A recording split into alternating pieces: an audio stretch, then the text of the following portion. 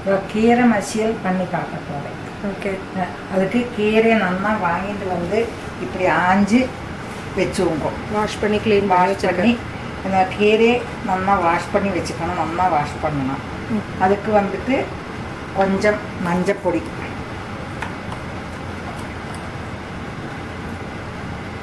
கீரையில் ஏதாவது இருந்தால் எல்லாம் போய்விடும். அதுக்கு கொஞ்சம் மஞ்சப்பொடி, கொஞ்சம் உப்பு,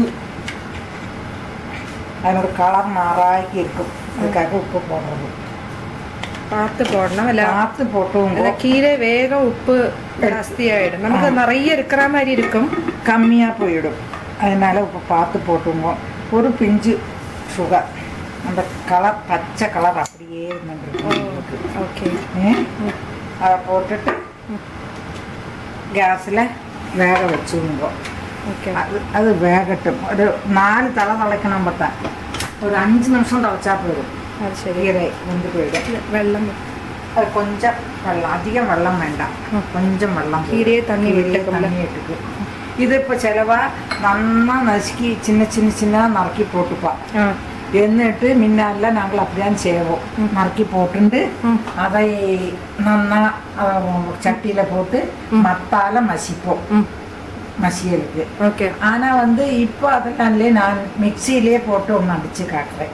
ஓகே. இது ஈஸி மெத்தட். அப்போ இலையாட்டமாவே ஆஞ்சு வச்சிருக்கேன். இது நல்லா திளப்பிச்சுட்டு அப்படி போட்டு மிக்சியில ஒரு பார்த்து அடிக்கணும். அதிகம் வெள்ளம் விடாதுக்கு. ரொம்ப அரைஞ்சு போகக்கூடாது. ரொம்ப அரைஞ்சு போகக்கூடாது. அது எப்படி பார்க்கலாம்? எப்படின்னு பார்க்கலாம். அதுக்கு தாளிக்கிறதுக்கு வந்துட்டு கடுகு, மிளகா வெத்தல், கொஞ்சம் பெருங்காயம், உளுத்தம்பருப்பு, 2 அரிசி மணி அதில் போட்டுட்டால் நல்லா பொரிஞ்சு வந்து நல்லா இருக்கும். கடிக்கும். சிலவா பல்லா தேங்காயும் நறுக்கி வறுத்து போடுவோம். சரி சரி. அது நல்லா இருக்கும். நம்மளோட இதுதான் ஓரோன்னு போடுறது. நான் கொஞ்சம் பச்சை தேங்காய் கடைசியில் போடுறேன் பார்ப்பேன். ஓகே. வறுத்து போடல. இதே வறுத்து போடணும், வறுத்து போடலாம். செருவிட்டும் வறுத்து போடலாம், பல்லா கீறிட்டும் வறுத்து போடலாம். ரொம்ப சூப்பராக இருக்கும். தேங்காய் எண்ணெயில் சேர்க்கணும். ഓക്കെ. ഇതിപ്പോൾ നന്നാ ഒരു 5 നിമിഷത്തിൽ ഇത് ചുങ്കി പോയിടും. ഓക്കെ. അത് ആറിയിട്ട് മിക്സിയിൽ അരയുമ്പോൾ. ഓക്കെ. இப்போ அந்த கீரை வேக வச்சது எப்படி சுருங்கி போயிடுத்து பாருங்க. இப்போ அதை நான் மிக்சியில் ஆறியாச்சு. நல்லா ஆறியாச்சு. அதை மிக்சியில் போடுறேன். வெள்ளம் இல்லாத இப்படி வெள்ளத்தை சும்மா தெளித்து தான் வேக வச்சுக்கலாம். இல்லைன்னா அந்த வெள்ளமெல்லாம் நம்மளுக்கு வேஸ்ட்டு. ஓகே. வெள்ளத்தில் சத்தெல்லாம் இருக்கும். இது முன்னாடி உள்ளவா சின்ன சின்ன நறுக்கிட்டு மத்தால மசிப்பா. ஓகே. அப்படி தான் செய்வா. இப்போ நான் ஈஸியாக உள்ளது இப்போ செய்கிறேன். ஓகே. வெள்ளம் சப்போஸ் ஜாஸ்தி ஆச்சுன்னா எடுத்து வச்சுட்டு நீங்கள் கூட்டானுக்கோ அதுக்கு இல்லை, நீங்கள் சாம்பாரோ எதில் அந்த சூப்பு கூட பண்ணி குடிக்கலாம். நல்லா இருக்குது. அரைச்சின்னு வந்துட்டு காமிக்கிறேன். ஓகே. இது எப்படி ரொம்ப அரைக்கப்படாது. ஜஸ்ட் ஒரு ப்ரெஸ் மட்டும்தான். ஒரு ப்ரெஸ் தான் பண்ணலாம். அந்த இது என்ன சொல்லுவாள், இந்த பக்கம் திருப்புவாளே, பல்ஸ் அந்த மாதிரி பிரிச்சா போதும். ஓகே. அவ்வளோதான். அவ்வளோதான். இந்த இப்போ எண்ணெய் காஞ்சாச்சு. எண்ணெய் போட்டிருக்கலாம். எண்ணெய் போட்டிருக்கேன். அதில் வந்து மிளகா வச்சேன். இது அந்த பேனே தான் யூஸ் பண்ணியிருக்கோம்ல. அதை அலம்பி வச்சுட்டு விட்டேன். சரி. எனக்கு அதுதான் வசதியாக இருக்குது சொல்லிட்டு. ஓகே. இப்போ கடுகு போட்டிருக்கேன். உளுத்தம்பருப்பும் அரிசியும் போட்டிருக்கேன். அது வெடிக்கட்டு. அரிசியும் பொரிஞ்சு வரும் பாருங்க. தேங்காய் எண்ணெய் தான் வாசனை. தேங்காய் எண்ணெய் தான் வாசனை. ஓகே. அதில் தான் நம்ம போடணும்.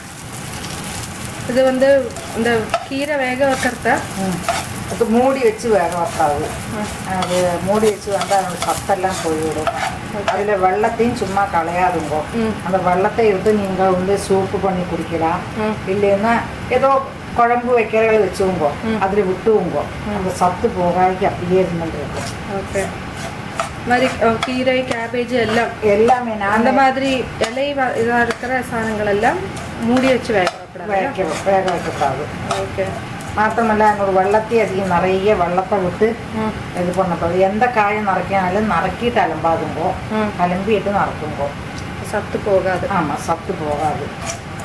ഓക്കെ. கீரை மசியல் இது எதுக்கெல்லாம் தொட்டுக்க நல்லா இருக்கும்? சாம்பார், குழம்பு எதுக்கு வேணால் தொட்டுக்க நல்லா இருக்கும்.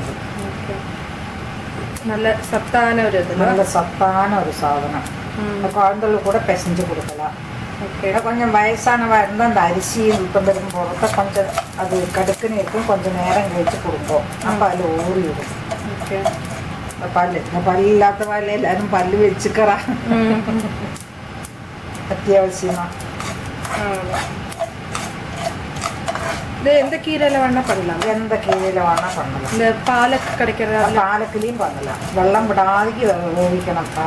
பாலக்கில் நிறைய வெள்ளம் உள்ள வெள்ளம் விடாதைக்கு வேவிக்கணும். இப்போ செவந்தாச்சு பார்த்தீங்களா?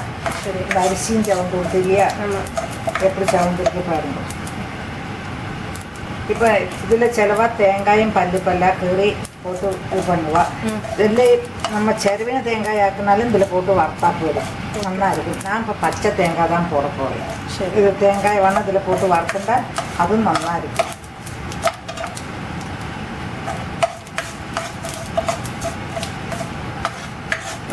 வெடிச்சாச்சா? இந்த வெடிச்சாச்சு. இந்த ப்ரௌன் கலராக அரிசியும் ப்ரௌன் கலராக அப்போ தான் நல்லா இருக்கும். வாசனை வரும். இப்போ போடுறேன். சரி.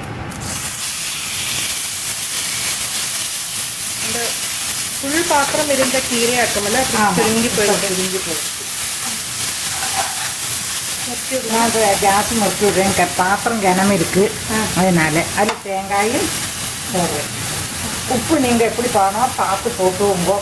உப்பு உங்களோட இஷ்டம், எப்படி போடணுமோ அப்படி பார்த்து போட்டுவோங்கோ. இப்போ பார்த்தா கம்மியாக இருக்கிற மாதிரி இருக்கும். நிறைய இருக்கும். தொட்டுக்கிறத நமக்கு கொஞ்சம் எடுக்கிறதே நிறைய தொட்டுக்கலாம். பிசைஞ்சும் சாப்பிடலாம். இதை நல்லா இருக்கும். இந்த மிளகா வத்தலோடு அந்த காரம் போருந்து, காரம் அதிகம் போடக்கூடாது.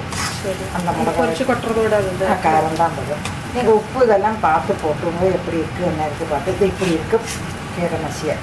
இந்த போட்டதும் இப்படி கட்டியாக இருக்கும். அந்த வெள்ளம் விடாக்கி போட்டு வேவிச்சாத்தான் உங்களுக்கு அரைச்சதும் பாகமாக அப்படி நல்லா இருக்கும். இதை விட அரைச்சதுன்னா உங்களுக்கு அது ரொம்ப கூடாட்டமாக போயிடும்.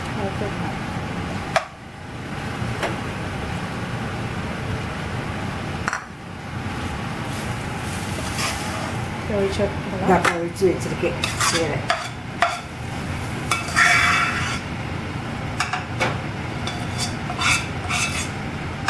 கீரை மசியல்